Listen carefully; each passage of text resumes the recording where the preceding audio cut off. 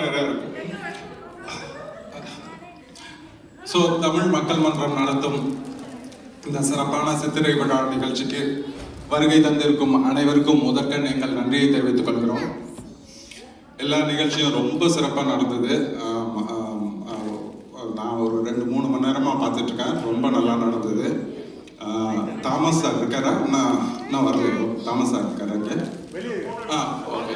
அவர் வந்தது அவரை பற்றி ஒரு ஜஸ்ட் பேசுகிறேன். அதுவும் அந்த யாரும் ஒரு யாருங்களே டான்ஸ் நடந்தது. அந்த கோரியோகிராஃபர் குருன்னு நினைக்கிறேன், ரொம்ப நல்லா பண்றாரு. அவர் பாக்கியராஜுக்கு அவர் தான் டான்ஸ் பண்ணியிருப்பாருன்னு நினைக்கிறேன். எப்படி உடம்போலையாம ஒரு டான்ஸ் ஆடணுமோ ஆட வச்சு இவ்வளவு மெம்பர்ஸையும் கமிட்டி மெம்பர்ஸை கலக்கியிருக்காரு. அடுத்த தடவை அவரை பார்த்தா எனக்கே ஆடணும் போல தோணுது. ஓகே, ஸோ பட்டிமன்றத்துக்கு போயிடலாம். இன்றைய பட்டிமன்ற தலைப்பு நவீன தொழில்நுட்ப வளர்ச்சி தனி மனித வாழ்க்கையை சிறப்பாக்குகிறது, சிக்கலாக்குகிறது. இதுதான் இந்த பட்டிமன்ற தலைப்பு. தொழில்நுட்ப வளர்ச்சிங்கிறது நம்ம எந்த காலத்திலையும் அதை வந்துக்கிட்டே தான் இருக்கும். ஆனால் அது எந்த விதத்தில் பொதுவான விஷயமோ இல்லை அரசாங்கத்தையோ அது எந்த அளவு அது முன்னேற்றங்கிறது வேற. ஆனால் தனி மனித வாழ்க்கையை பொறுத்தவரை அது சிறப்பாக்குகிறதா அல்லது சிக்கலாக்குகிறதா, அதான் இன்னைக்கு நம்மளோட தலைப்பு. ஸோ அதுக்கு சிறப்பாக்குகிறதுங்கிற அன்னைக்கு 3 பேர் பேச வந்திருக்காங்க. நான் ஒருத்தர் பற்றி அவங்க பேசும்போது நான் முன்னுரை கொடுக்குறேன். சிக்கலாக்குறது அன்னைக்கு 3 பேர் வந்திருக்காங்க. சிறப்பாக்குற அன்னைக்கு பத்மா, கோவா, ராபின். சிக்கல்னாலே உங்களுக்கு லெனின், மோகன் இருப்பாங்கன்னு பாதி பேருக்கு தெரியும். ஸோ மோகன், லெனின், அப்புறம் பாவம் ஏஜே வெங்கட் இன்னைக்கு அவங்களுக்கு விவரம் தெரியாமல் மாட்டிக்கிட்டாரு. ஸோ அவரும் சிக்கல் அன்னைக்கு பேச வந்திருக்காரு. ஸோ நம்ம பட்டிமன்றத்தை இனிதே ஆரம்பிச்சிடலாம். முதல்ல பேசுறதுக்கு பத்மா வராங்க. அவங்களோட முழு பெயர் பத்மா இளங்கோ. திருக்குறளுக்கான தமிழ் சேனல் மற்றும் குழந்தைகளுக்கான திருக்குறள் புத்தகத்தை வெளியிட்டிருக்காங்க. சிசு பாரதி மற்றும் ஔவையார் பாடகசாலையில் தன்னார்வ தொண்டு செய்கிறாங்க. வீர பெண்மணி, ஏன்னா அவங்க தான் இந்த பட்டிமன்றத்தில் இருக்கிற ஒரே பெண்மணி. உங்களோட கரகோஷத்தோட அவங்கள வரவேற்று அந்த பட்டிமன்றத்தை இதே தொடருவோம். அப்புறம் ஒரு சின்ன ரெக்வஸ்ட்டு, நிறைய ஆளுங்க நிறைய கூட்டம் இருக்கிறத விட்டு அப்பப்போ கை தட்டுங்க. தட்டலைன்னா எங்களுக்கு நீங்கள் இருக்கீங்களா இல்லைன்னா தெரியாமல் போயிடும். ஸோ உங்களோட கரகோஷம் முக்கியம். அதுதான் உங்களுக்கு பேசுறதுக்கு ஆர்வத்தை தூண்டும். ஸோ எல்லாருக்கும் வணக்கத்தை கோரி நாங்கள் பட்டிமன்றத்தை ஆரம்பிச்சுக்கிறோம். பத்மா, ஆரம்பிக்கலாம். சாதாரண விஷயம் இல்லை. யாரெல்லாம் கொஞ்சம் லேட்டாக வந்தீங்களோ அவங்களுக்கு தென்னிந்தியாவில் தங்கி மதுரைக்கு பக்கத்தில் உள்ள கிராமத்தில் பல வருஷங்கள் இருந்து திருக்குறளெல்லாம் ஆங்கிலத்தில் மொழிபெயர்க்கிறது பெரிய விஷயம் இல்லை. தமிழ்நாட்டில் பிறந்த எங்களாலே முடியாத பல விஷயங்களை நீங்கள் பண்ணியிருக்கிறது ரொம்ப பெருமையாக இருக்குது. ஒரே ஒரு சின்ன ரெக்வெஸ்ட் உங்களுக்கு, மற்றவங்க மாரி நாங்கள் சுத்த தமிழில் பேசுகிறது அந்த உங்கள் அளவுக்கு பேச முடியாது. ஆனால் நாங்கள் பேசுகிற தங்கிலீஷை கொஞ்சம் மன்னிச்சு கேட்டுக்கோங்க. ஒன்று சொல்கிறேன், ஒரு சின்ன ரெக்வெஸ்ட்டு. இங்கிலீஷ் உங்களுக்கு நல்லா தெரியும், தமிழும் நல்லா தெரியும். சென்னையில் போயிட்டு ஆட்டோவில் ஒரு 1 வீக் ட்ரிப்பு போயிட்டு அங்கே உள்ள தங்கிலீஷை தயவுசெய்து கற்றுக்கணும்னு எங்களோட சின்ன ரெக்வெஸ்ட். அது மட்டும் கண்டிப்பாக நீங்கள் பண்ணணும்.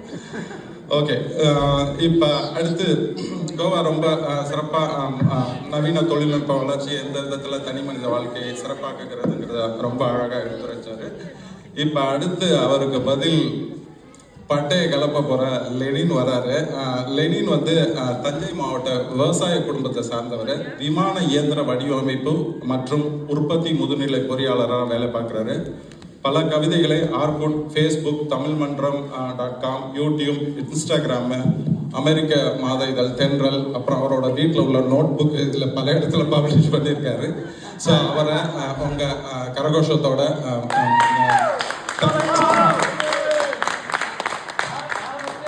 வெயிட் லெனினுக்கு தான் வெயிட் இங்க. ஓகே செட் பண்ணி ஆள் கொண்டு வந்துருக்கு.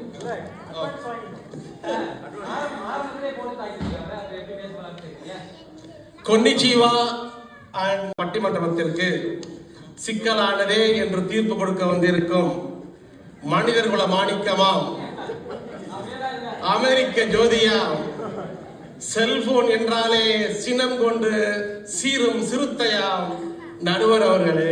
இன்ட்ரோடக்ஷனே 2 நிமிஷம் போகுது.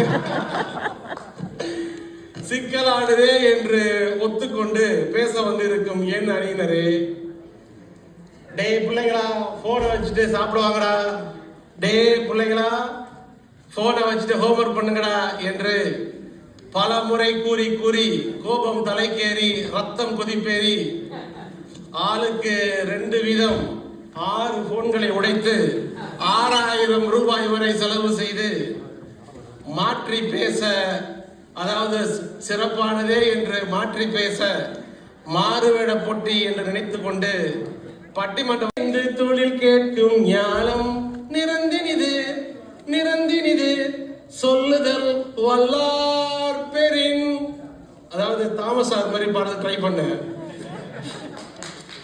அதாவது கருத்துக்களை வரிசையாக சேர்த்து இனிமையாக சொன்னால் அமர்ந்திருப்பவர்கள் அப்படியே செவி கொடுத்து கேட்டுக்கொண்டிருப்பார்கள் என்ற திருக்குறளுக்கு ஏற்ப இங்கே ரசிப்பதற்கும் சிரிப்பதற்கும் கைதட்டுவதற்குமே ஒரு பிறப்பெடுத்து அரங்கம் முழுவதும் அமர்ந்திருக்கும் அன்பு நெஞ்சங்களே, உங்கள் அனைவருக்கும் வணக்கம் கூறி உரையை ஆரம்பிக்கிறேன். எப்பா முடியலப்பா, வணக்கமே இப்பதான்ப்பா முடிச்சிருக்கு. 3 நிமிஷம் சொல்றேன். நான் சொல்லனே 2 நாளா சொன்னனே 5 நிமிஷத்துல முடிக்கணும்னு, இவ்வளவு வேஸ்டா போச்சு. கூட இப்ப நெட்ஃபிளிக்ஸ்ல வந்து ஸ்குவிட் கேம்னு ஒரு கேமை போட்டு மக்கள் மத்தியில பீதியை கிளப்பி வச்சிருக்காங்க. சாதாரண விளையாட்டை கூட விளையாட விட மாட்டேங்கிறாங்க. அதே மாதிரி நம்ம கோவா இருக்காரு பாருங்க, ஒரு நாள் கோவாவோட வீட்டுக்கு போனேன். கோவா என்ன பண்ணாரு, எனக்கு ஒரு ஃபுட்பால் மேட்ச் இருக்கு அப்படின்ட்டு ஃபுட்பால் வீட்டு அட்ரஸ் சொல்லுங்க பாபா, அவர் வீட்டு அட்ரஸ் சொல்லுங்க. எல்லா மேசேஜஸ்லாங்க எந்த டவுன் கூட சொல்லுங்க.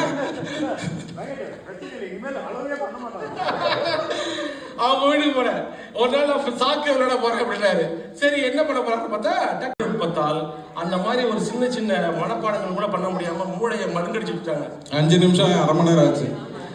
சுயமாக சிந்திப்பது கூட தற்பொழுது ஆர்டிபிஷியல் இன்டெலிஜென்ஸ் மூலம் தடை பேஸ் பண்ணி ரொம்ப அதோட அட்வான்டேஜஸ் எல்லாம் ரொம்ப தெளிவாக சொன்னார். ஸோ ஐவிஎஃப் அதெல்லாம் எவ்வளோ அட்வான்ஸ்மெண்ட்டு, இப்போ அது எவ்வளோ ஹெல்ப்ஃபுல்லாக எவ்வளோ பேருக்கு குழந்தைங்க ஐவிஎஃப் மூலியமெல்லாம் குழந்தை பிறக்குதுங்கிறதெல்லாம் நல்லா தெளிவாக எடுத்து சொன்னார். ஸோ அவருக்கு பதில் அளிக்கிறதுக்கு நம்ம மோகன் வராரு. மோகன் வந்து அந்த அன்னைக்கு மிக சிறப்பாக பேசுறதுக்கு தயாராக இருக்காரு. மோகன் நாஷ்வாலில் வசிக்கிறாரு. அவருக்கு ஒரு பெண் மனைவி மற்றும் குழந்தைகள் இருக்காங்க. ஒரு பெண் குழந்தை இருக்காங்க. மோகனை பற்றி ஒன்று சொல்லணும்னா எவ்வளோ பேருக்கு தெரியும் தெரியல. சமீபத்தில் சிறந்த எழுத்தாளர் கதை சொல்லி பவா செல்லதுரை வந்தப்போ அவரை ஃபுல்லாக இவர் தான் டேக் கேர் பண்ணிட்டு அவரை எல்லா ப்ரோக்ராமுக்கும் எல்லா ப்ரோக்ராமும் கூடவே இருந்து பார்த்துட்டாரு. சாதாரண விஷயம் இல்லை. எவ்வளோ பேர் நம்மலாம் லீவ் போட்டு ஒரு நம்ம பர்சனல் இருக்குது இல்லை இந்தியா போகிறதுக்கு லீவை சேவ் பண்ணி வைப்போம். ஒரு ஆல்மோஸ்ட் எனக்கு தெரிஞ்சு ஒரு 3 வீக்ஸ் அவர் கூடவே இருந்து எல்லாத்தையும் நல்லபடியாக நிகழ்ச்சி கொடுத்து வருவார். ஸோ அவர் ஐ திங்க் ஈவென்ட் மேனேஜராக ப்ரொமோட் ஆகிட்டார்னு நினைக்கிறேன். ரொம்ப நல்லா பண்ணார். ஸோ அவர் சிறந்த பட்டிமன்ற பேச்சாளர். அவரோட அணிக்கு சிக்கல்ங்கிற அணிக்கு சிறப்பாக பேசுவார்ன்றது